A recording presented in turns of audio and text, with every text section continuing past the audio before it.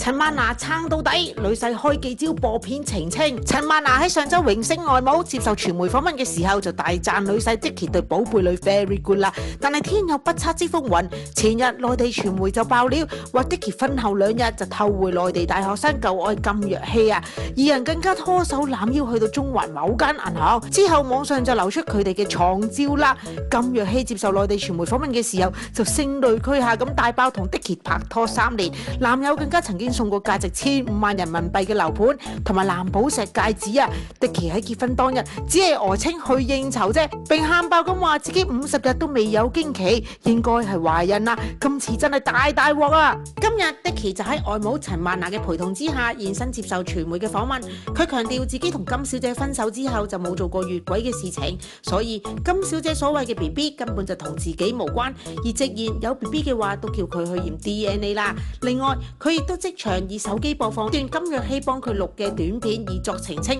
短片嘅內容大致係話金若曦已經承認自己捏造相片日期同埋安排狗仔隊拍下佢哋喺銀行門口拉扯同埋喊爆嘅一幕。Dicky 又向記者展示佢同金若曦嘅通話截圖，指對方已經同自己道歉啦。